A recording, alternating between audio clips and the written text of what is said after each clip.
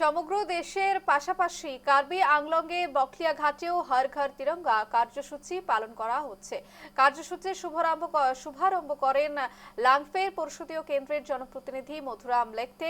ভারতীয় জাতীয় পতাকা নিয়ে বকলিয়া ঘাট পৌরসভা এলাকাতে মিছিল বের হয়। আর হাতে মাত্র দুদিন রয়েছে, তারপরেই গোটা দেশ জুড়ে পালিত হবে ৮০তম স্বাধীনতা দিবস এবং ১৫ই আগস্টকে সামনে রেখেই কিন্তু বিভিন্ন জায়গাতে দেশের বিভিন্ন জায়গায় পালিত হচ্ছে হর ঘর তিরঙ্গা কর্মসূচি।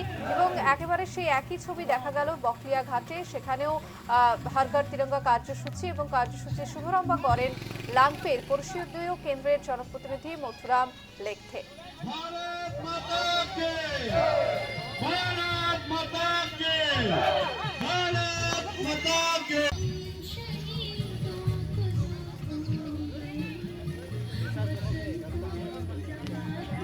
আজি 12 তাৰিখৰ পৰা কাৰ্যসূচী আগবঢ়াইছোঁ। আজি তিৰংগা যাত্ৰা কাৰ্যসূচী আমি হাতত লৈছোঁ।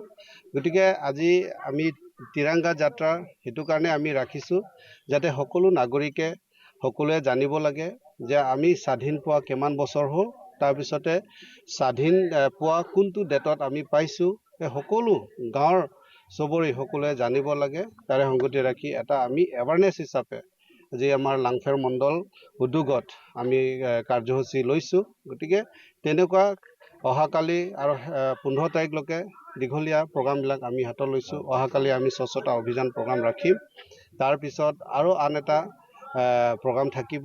অহা 15 তাৰিখলৈকে তেনেকুৱা কাৰ্যসূচীবিলাক আমি লৈছোঁ।